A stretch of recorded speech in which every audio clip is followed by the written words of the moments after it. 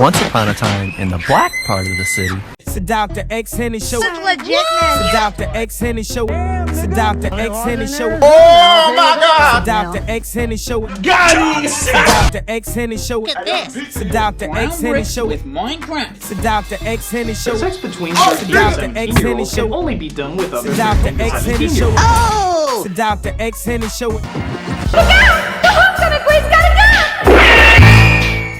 Founded during Y2K, Mix is a Philippine television network that was essentially a Southeast Asian equivalent of MTV. And MTV in its prime, pre-internet, was known for three things: its teenage demographic, its music-related content, and animated programming. Before of which adult animation wasn't really accepted as an economically viable category by television networks. A change in television they arguably created. Now, before the 90s, adult animation was nothing new, but it's Wait Till Your Father Gets Home from 72, or most of Ralph Bakshi's catalog like Coonskin or Frizz the Cat household names. Not really. And they took the risk of making cartoons for teens to still be appealing to younger audiences by utilizing animation, but to not be too adult, given that a lot of cartoons in the mainstream were toy advertisements or for the whole family to watch after supper. With shows like Eon Flux, The Head, The Syphil and Ollie Show, and Liquid Television, and the show that spawned from Liquid Television, Beavis and Butthead. And Beavis and Butthead was a huge hit, even if it had butt in the title and was a huge source of controversy. Sure, The Simpsons came out prior, and that was also a TV-14,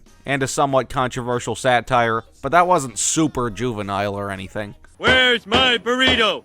Where's my burrito? Now, I wasn't alive for Beavis and Butthead's premiere, but as a kid who grew up collecting vintage crap, I'd always see the merch in secondhand stores, and even as a kid I assumed it was just edgelord gross-out garbage because it had butt in the title. And if we go over to my generation, I never found shit like 2013's The Day My Butt Went Psycho funny. This show is based off a children's book and features the adventures of Zach, a 14-year-old, and his anthropomorphic ass fighting other, quote, butt fighters. Yeah, whoever made this should be on a fucking watch list. Or 2011's Fleabag Monkey Face, also based off a children's book, where the villain, Dr. Spamfleck's head is a dick and he has a chicken comb on, because this is appropriate for children. Why do they look like George and Harold from Captain Underpants in the Pete Davidson Marmaduke 2022 art style? Well, speaking of Captain Underpants, I remember in 3rd grade I discovered Captain Underpants and assumed it was edgelord gross-out garbage because the cover had an army of toilets and a naked bald man in the center. But in elementary school, you're always told not to judge a book by its cover, mainly so you'd have no excuse not to read what was assigned. But Captain Underpants I found surprisingly hilarious, and there was a reason I did, whether I really realized it or not.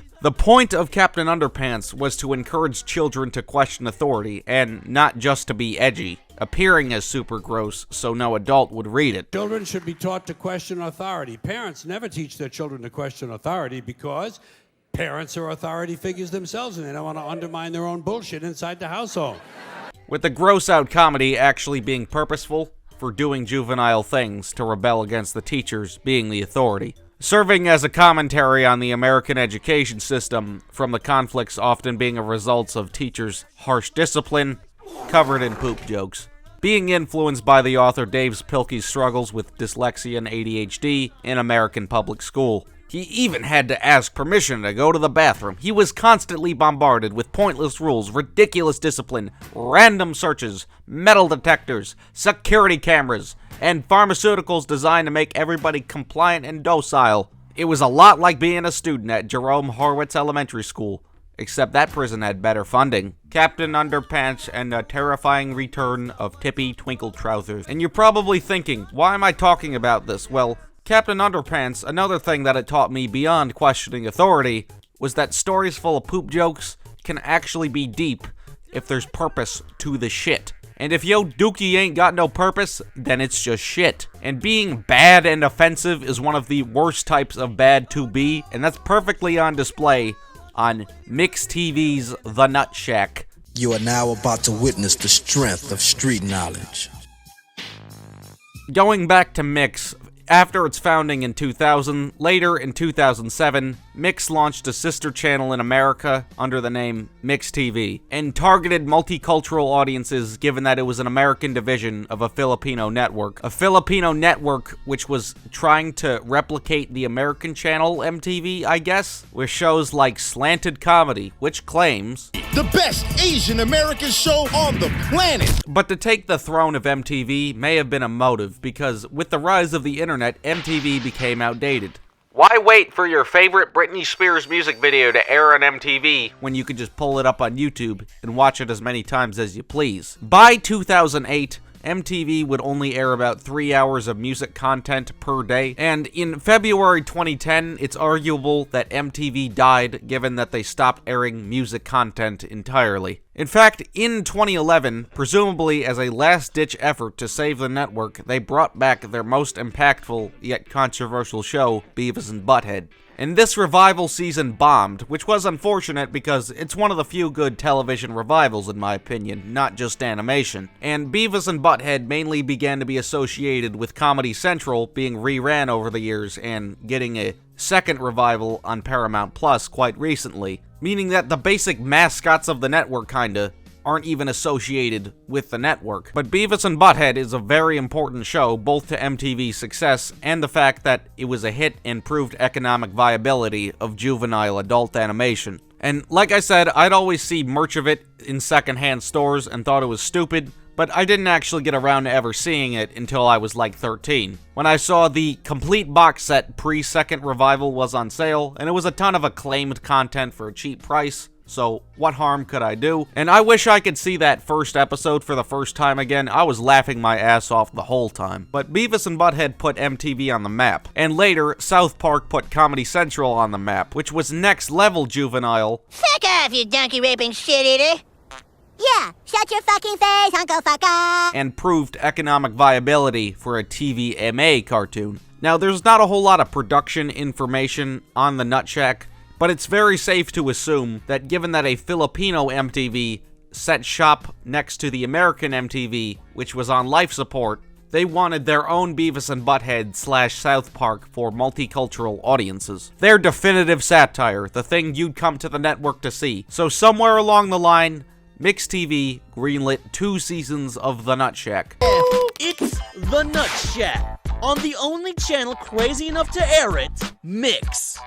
It is speculated that it was first in development as early as 2005 because the first 3 episodes were apparently completed in 2006, with the rest of Season 1 being developed in early 2007 and airing on April 25th, 2007. The Nutshack has some historical significance given that it was the first Filipino-American cartoon to ever air on American television, created by Ramon Lopez and Jesse Hernandez. Hernandez being the more notable of the 2 creators. He's known for combining urban graffiti and Aztec-inspired visuals. With these visuals, he's worked as a graphic designer, tattoo artist, and has designed some vinyl figures for Kid Robot. And in 2009, after the Nutshack, he was the host of Vinyl Addiction, a short-lived documentary series about vinyl figures which were first becoming a very viable product around the late 2000s. Both creators were Filipino-Americans, possibly raised in Cali, so in the eyes of Mix TV, they were perfectly qualified to make their definitive satire. The show was hyped up on the network a fair bit with the fact that promotional material still exists. And some official merchandise is in a circulation, like shirts proven through this interview with Gabriel Fluffy Iglesias, who wasn't involved in the show, and he's Mexican, but to quote himself, Filipinos look like Mexicans that just woke up. I guess he was brown enough to show up to the show's premiere and help advertise the show. The show was also advertised at WonderCon, an annual San Francisco comic and sci-fi convention featuring the Nutshack Girls. Hang out with the cast and crew and Nutshack model Justine Haro. Get your official Nutshack gear and freebies. Enter to win an exclusive Nutshack painting and get the WonderCon exclusive Nutshack poster. Yes, they got Asian cleavage models to advertise the show, so I can't say the network didn't advertise it. In fact, it even got its own website, which bits and pieces of the nutshack.net have been archived. The website's domain name has since been used for advertisement of meal kits, I don't recommend visiting the website now because you'll probably get a virus. So it's not like the show was neglected by the network. Well, it created a great example of just because something is objectively significant does not make it good to watch. And the show itself barely got any traction, but what little traction it did get was extremely negative. I mean, like, how many people were really tuning into something trying to compete to MTV when MTV was on life support? So making mixed TV in America was kind of an asinine business decision in the first place. So what was clearly supposed to be the bread and butter flopped, and the show became lost media and faded into obscurity. However, it did get a home media release of Season 1 in 2009. The DVDs were apparently manufactured in 2007, but as a result of the show's failure, weren't commercially released until 2009. The DVD featuring uncensored versions of the episodes not found on television. But just because physical copies existed, that doesn't mean it was widely available, still qualifying it as lost media. To this day, the DVDs are rare and demand about $300 USD on the resale market. So the show was such a flop that it wasn't even a desired piece of lost media. But 5 years later, after Season 1, in 2011, it came back for Season 2? So why did Season 2 happen if it was a huge bomb? Well, it turns out Season 2 began production in late 2007 and was completed in early 2008, meaning that the show was such a flop that Season 2 was shelved for around 5 years. I originally assumed because a small crew worked on it, it would take a long time to make, but by that logic, the show would have been in development since 2001. Which it probably wasn't. But if the show was such a flop, why'd they even make Season 2? Well, I assume it's because Season 2 isn't actually Season 2, it's just Season 1 Part 2, and given what they greenlit, the higher-ups were required to make it, but not release it. Season 1 has 9 episodes, and Season 2 has 7 episodes, so that's 16 episodes, which is not a whole lot. This is a common thing networks do, where a season worth of episodes are greenlit, but they split it into multiple seasons so they can hype up the fact that it got more than one season. Look out for Season 2 of the Nutshack. Guys, you don't understand. It has Season 2. It has to be good. But because Season 2 was made, and I guess that week they had nothing else to air, one day in 2011, for whatever reason, the grand return of the show was hyped up with a marathon and a TV special consisting of, like, games or something. With special guests, stunts, and much more. It's unknown if this games special was shot in 2007 or 8 when Season 2 was actually made, or 2011-ish when Season 2 was actually released. But from marathoning the whole show, every episode from the lost Season 1 was seen for the first time in the Obama years. Unless you had one of the rare DVDs. But despite lost media briefly reappearing, it wasn't desired and faded back into obscurity with Season 2, which presumably also performed horribly. Meaning that Seasons 1 and 2 were lost media, but in 2012, they were classified as found because of a YouTube channel that happened to have all the content known as the Nutshack Archive. This channel is an archive for all things Nutshack, since the network it was on doesn't carry it anymore. This channel apparently obtained a bootleg DVD of Season 2 from creator Ramon Lopez, so maybe this person attended the premiere or was in one of the events or something, or possibly worked on the show, but because of copyright infringement, kept an anonymous identity. The channel featured the uncensored DVD versions of Season 1 because Season 2 never got a home media release, but there's nothing to suggest that Season 2 uncensored edits were ever made. So I guess the uncensored animation and audio is technically lost media, but that's not really desired and Season 2 is already found. But the Nutshack was now found media, but nobody gave a fuck about it until one day, sometime between 2012 and the summer of 2016, the YouTube channel Silva Gunna got a hold of the now widely available animated series. And Silva Gunna is a shitpost remix YouTuber, meaning he makes shitpost songs but remixes them and comically clickbaits, presenting the viewers with file rips of songs from video games, but actually being shitpost remixes of video game soundtracks, being advertised as official alternate versions.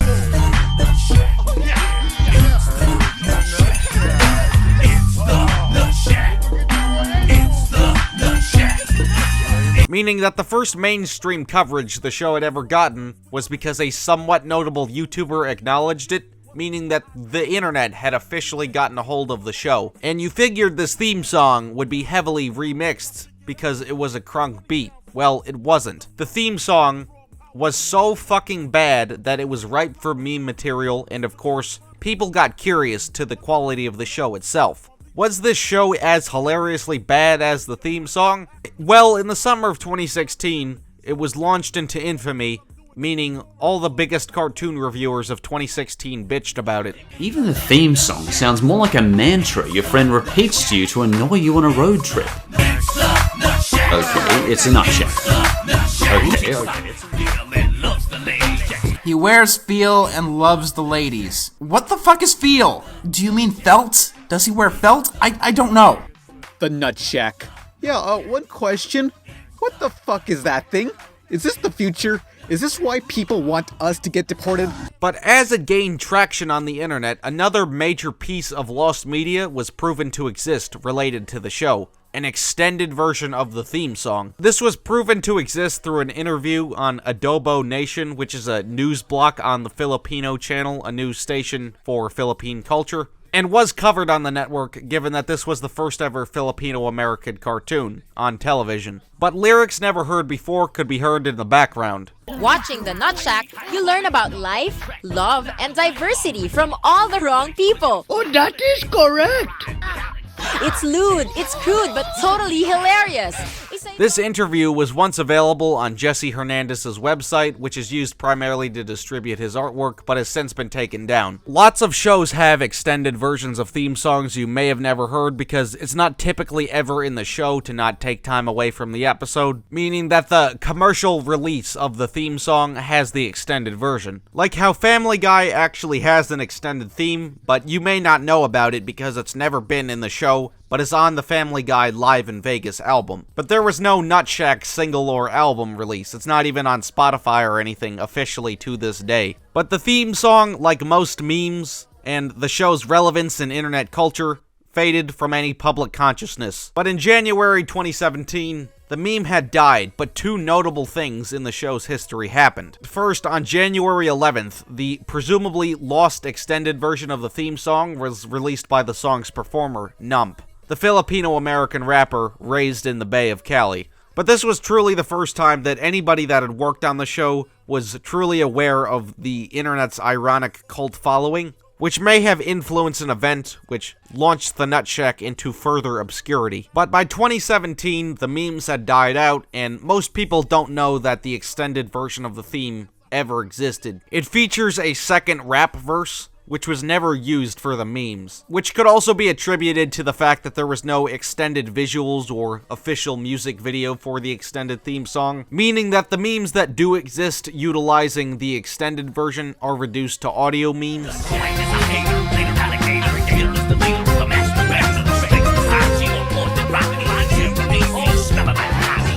Unless you were willing to make a fan edit of an extended intro sequence. Also in 2017, MixTV themselves uploaded the full series to their official news YouTube channel, which actually had been posting Nutshack content like clips in the intro since 2007, which was some of the proof that the Nutshack was once undesired lost media. But further, around 2018, Mix began to copyright claim the memes made over the summer of 16, and the Nutshack archives uploads of full episodes were taken down, but not the extras. And they had the legal right to on lots of instances, given that what qualifies as fair use kind of varies from shitpost to shitpost, meaning that the more transformative Nutshack shitposts weren't systematically dictated as using copyrighted content. If you were to count an edit as a censor for recognition, the more edits, the less likely it was to be taken down. For example, the Nutshack theme, but with Billy Mays, is still available on YouTube. Nutshack.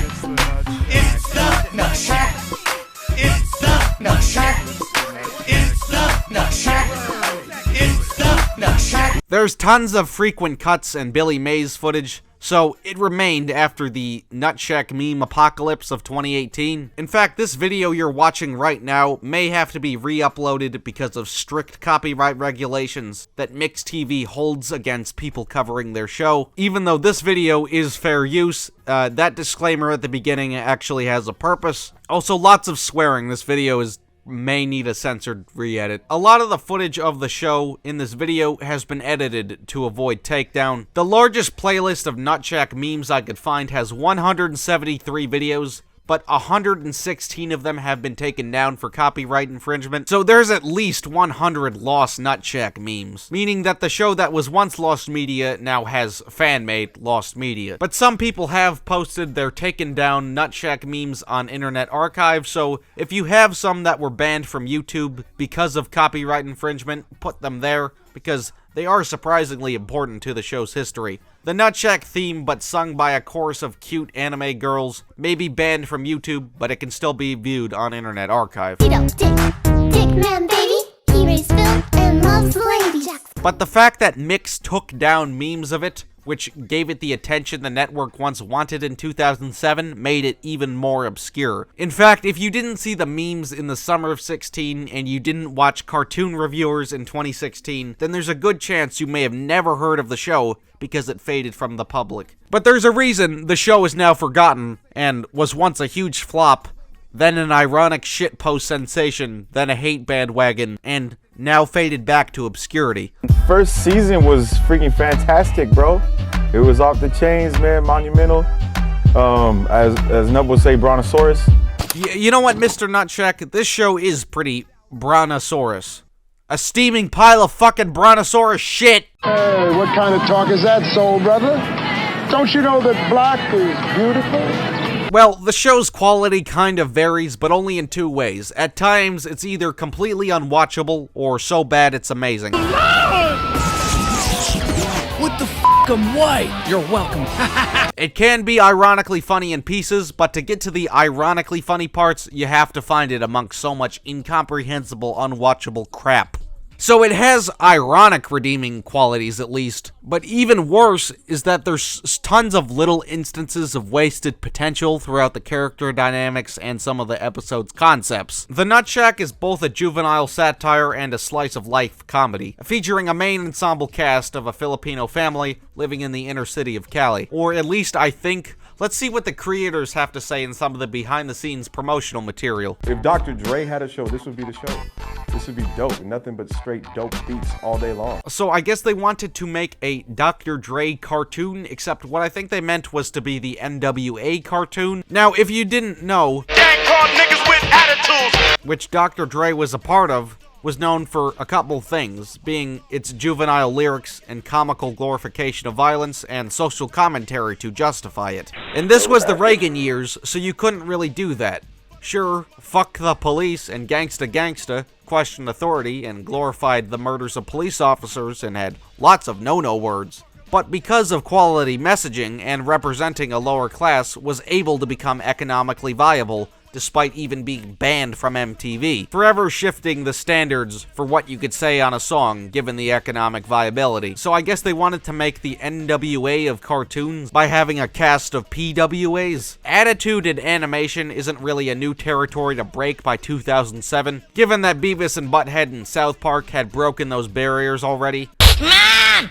Kid is being a dildo! But this was the first ever Filipino-American cartoon, and if it was a huge hit, it could have been much more historically significant. But unlike NWA, the Nutshack's most apparent issue is that it didn't understand satire. NWA, despite being so controversial and so heavily banned, still managed to have a platinum record because there was a point to what they were saying. Like, police brutality was an issue. It wasn't joking to kill law enforcement for no reason. Like, law enforcement had the tendency to abuse authority, with some no-no words for comical exaggeration. But the Nutshack doesn't use attitude to make points about anything. It's edgy for no reason and is edge over substance. It's specifically trying to be edgy rather than using edge as an enhancement to the displayment of points to make. And edgy for no reason is one of the worst types of bad you could be, because without it, it's just whatever the characters do. So this show consists of lots of sex for no reason, racism for no reason, etc. And it's insulting to watch. It feels like the people who made this watched South Park but didn't understand it at all and just laughed at all the swearing and not the point of the episodes, which was to be satirical. And as a kid who was raised on South Park, if my vocabulary commentary didn't make that very clear. You bet your ass I didn't understand it as a child who shouldn't have been watching it. It's like they gave middle schoolers a budget, but they didn't. These were adults. Now, the most prominent jokes are dick jokes. This show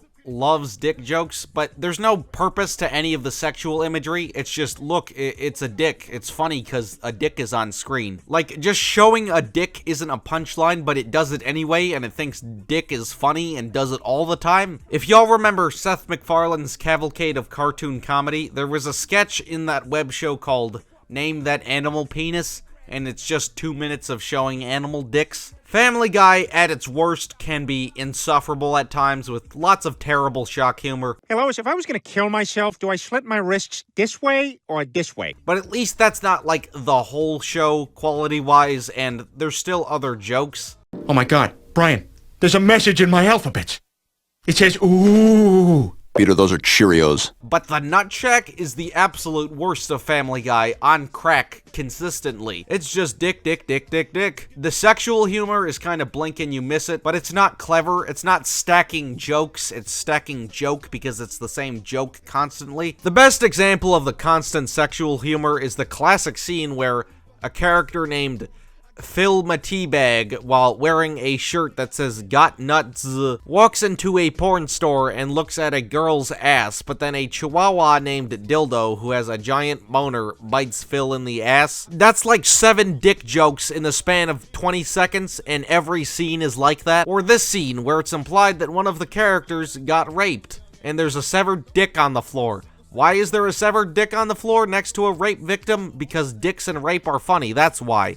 Like, again, this wasn't made by middle schoolers. Like, there's no attempt to even make a variety in the juvenile jokes. It probably has the world record for most amount of sex jokes in a TV show, and that's an awful thing because the show's one joke is dick! The show's title is both a dick joke and a reference to the nutty people in the hood that the characters reside in. But it's not just a bad satire, it's bad at every aspect. The animation for television is inexcusably low quality. Now, I know it's clearly on a low budget, but things like proportion and placement consistency doesn't really require a budget, but rather a good eye. There are constant, very obvious animation errors. Now, of course, most shows have animation errors, but they shouldn't be this obvious, this consistency. The character designs are the most 2007 thing I've ever seen, and that's a bad thing. Remember those fucking GameStop used game mascots, which were like Gorillas ripoffs? Look, that's just fucking noodle. It's like they brought those characters to life and made them even shittier. Like the characters' designs proportions are completely fucked up. Like why are Jack's shoes twice the size of his legs?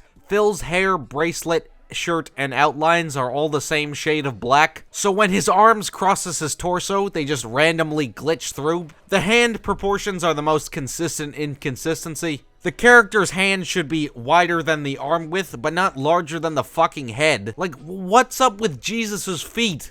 This show is so bad that it's making me talk about the toes of Christ. Characters are often lazily zoomed into, so they have to be animated less, which was like the shit that was industry standard in the 70s. Yeah, you said it. Hey, hey, hey. When do we play? Sometimes shots are reused in the same sequences. The first episode has an epic scene of Horat throwing poop at everybody on an airplane, and they just loop the same poop throwing animation 4 times in a row. And yes, the show has flat out action sequences sometimes.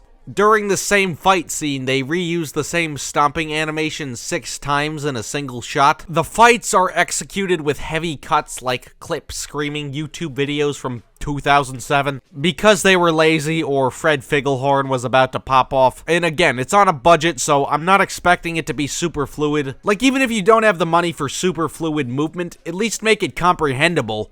Oh yeah? How about this mother?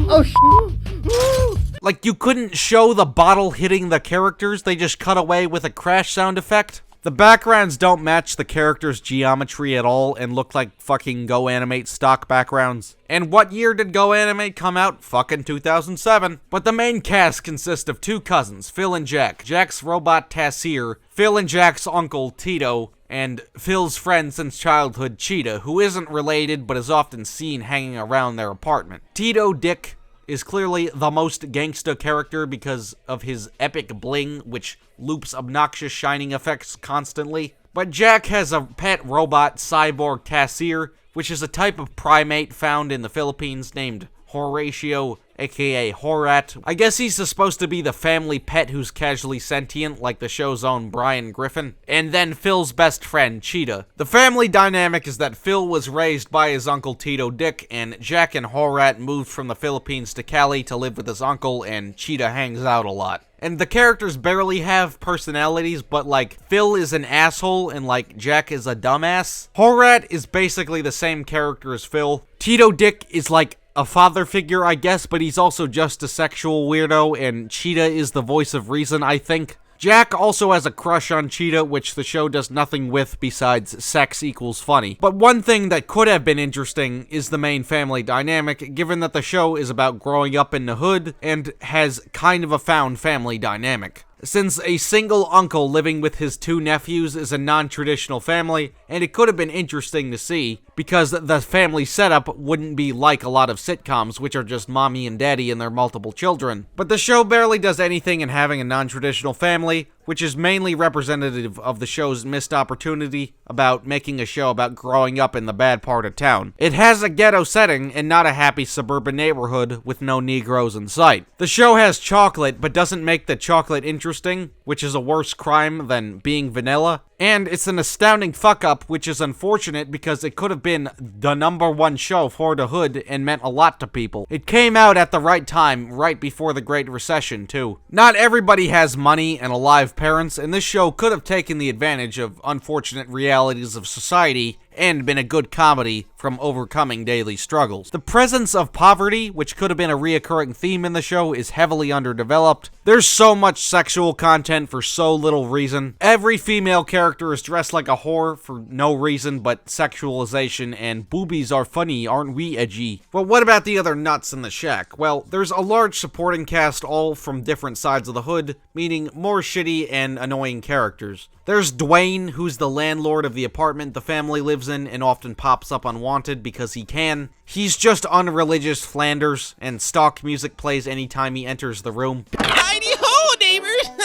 What's going on? Anything cooking? You know what's bullshit?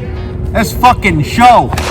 Can't forget Ed, he's a stoner because weed equals funny. Ed's best friend is Angel, and they work as mechanics and often appear together. Jerome and Jamar are presumably rivals to Phil and Jack because they compete against them in thuggish activities. Surprisingly, the only black character has a purpose beyond making fun of an ethnic group. Yeah, bitches. Yeah. Yeah. Damn, straight. Like Willie, he's a homeless alcoholic and throws up all the time. Cherry Pie is a Vietnamese transsexual and is an excuse to make fun of Vietnamese transsexuals. Oh my god, look who here!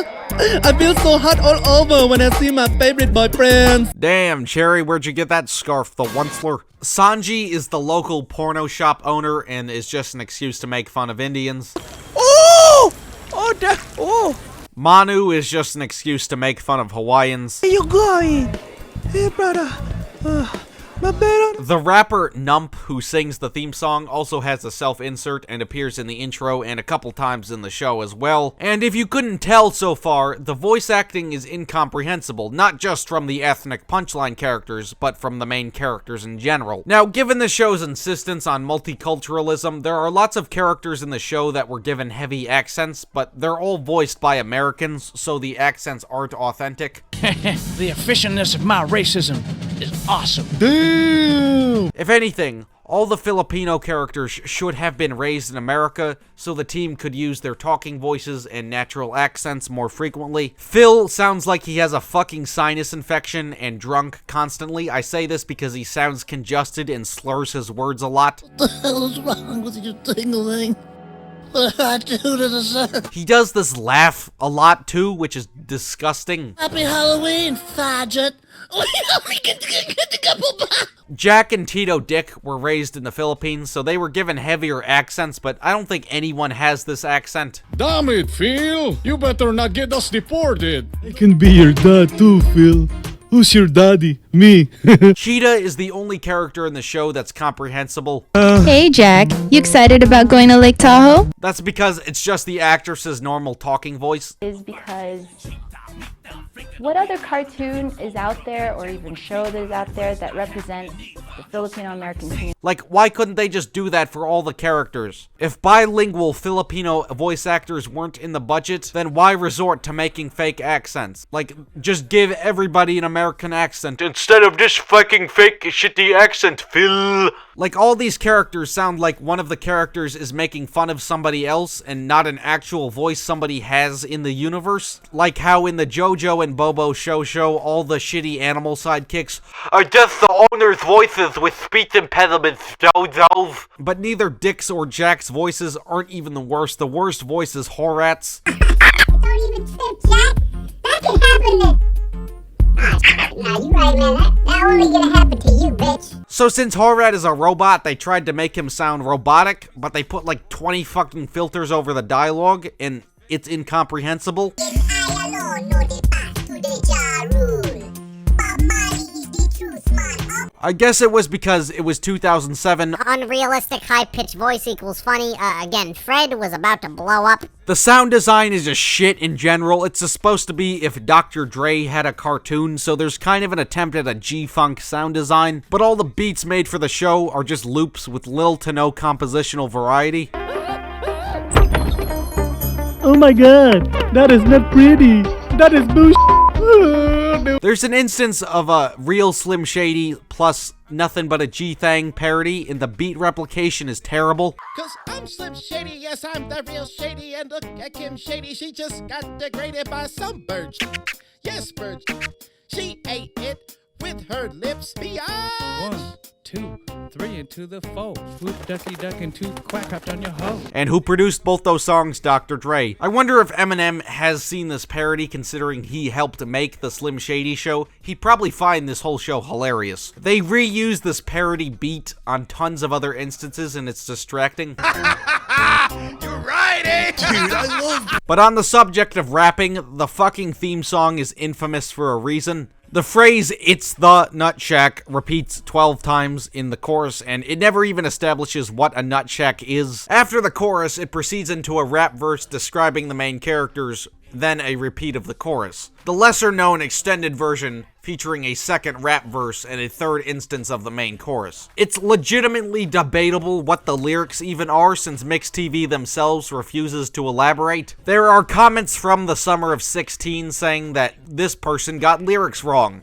The various lyrical sources are extremely contradictory. The Genius Lyrics page has 34 fucking contributors, 3 of which are verified scholars. The song was produced by a DJ named Stephen King, but if the author produced this, it would be fairly appropriate because it's horrific. The mixing is shit, and there's so much slang at a fast pace that it's difficult to understand.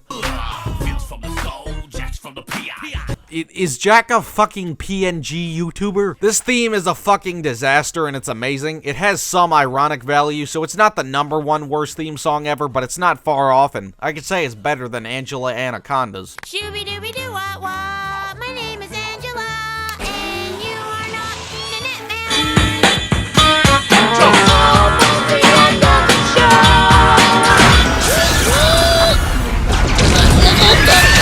Why is he jizzing on babies? Why is he laughing at jizzing on babies? The fuck up is astounding, and you've heard it all. Good night. What the f? Once upon a time in the black part of the city. Oh, it's Tito Dick Man, baby. YouTube.com/@DrXHenry. How dare you criticize the Nutshack? It is the greatest show ever made because it had diversity. That's it. Time for Punishment Day. You damn cracker bitch. Is big and it keeps because Jesus Christ. So then he walks up to a garage and he says to the guy in the garage, "Got any grapes?" "Well, no, sir. You were told yesterday. By the way, ran your mom. She said you were gay." Then he waddled away till the very next day. Bum, bum, bum, mana, mana, mana. So the duck walks up to the Nutshack. Says to the guys in the Nutshack, "Hey, bum, bum, bum. I got grapes. What you watching, son?"